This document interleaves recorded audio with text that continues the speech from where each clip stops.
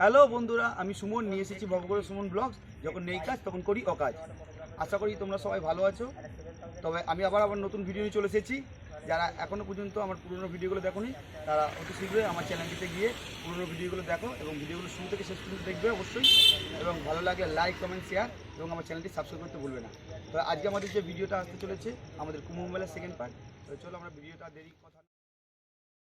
সন্ধ্যা 6টায় আমরা বাড়ি থেকে রওনা দিই সন্ধ্যা আরতি দেখার জন্য। আমরা এমনিতেই দেরি করে ফেলেছিলাম, তাই তাড়াহুড়ো করে রাস্তার প্রচুর মানুষের ভিড় ঠেলে গঙ্গার ঘাটে গিয়ে পৌঁছলাম। সেখান থেকে খুব কষ্ট করে গঙ্গার পাড় দিয়ে কাদার মধ্যে দিয়ে হাঁটতে হাঁটতে আরতির জায়গায় গিয়ে পৌঁছলাম। সেখানে এক মাঝি ভাইয়ের সঙ্গে দেখা।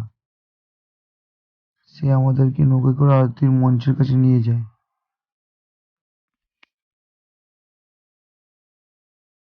এরপর আমরা নৌকায় উঠে আমাদের ক্যামেরাগুলো সেট করতে থাকলাম।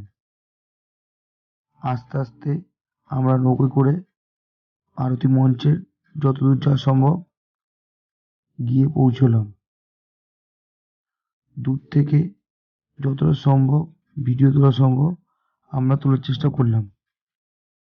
সাধু মহারাজ এক এক করে প্রদীপ, ধূপ, ফুল, চামর, শঙ্খধ্বনি দিয়ে বাজনার তালে তালে নৃত্য করে আরতি করতে লাগলেন এবং তার দুই দিকে সারিবদ্ধভাবে সুসজ্জিত হয়ে মেয়েরাও নৃত্য করে যাচ্ছিল।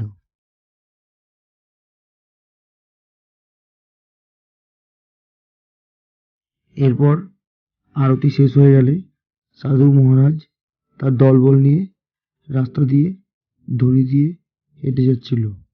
আমরাও তার পিছন পিছন হেঁটে যাচ্ছিলাম। তারপর আমরা রাত 10টা নাগাদ মেলার মাঠের দিকে সবাই মিলে যেতে লাগলাম। তখনও রাস্তায় যথেষ্ট ভিড় ছিল।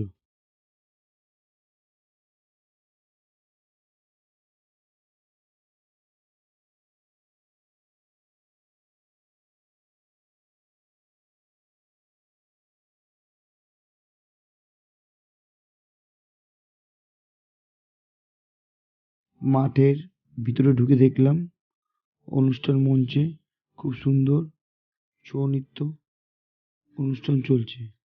সেখানে আমরা কিছুক্ষণ সময় কাটালাম।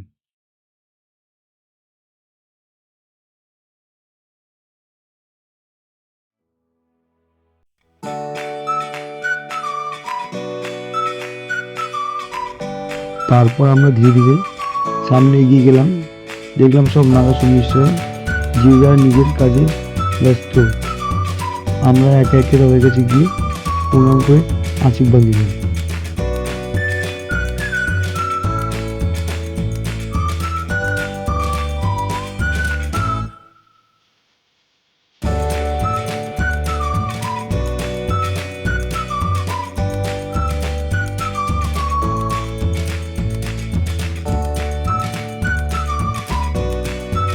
রাত যত বাড়ছিল মাঠে মানুষের ভিড়ও কমছিল, তাই আমরা আর দেরি না করে মাঠ থেকে বেরিয়ে একটু ঘুরতে ঘুরতে গঙ্গাঘাটের দিকে গেলাম।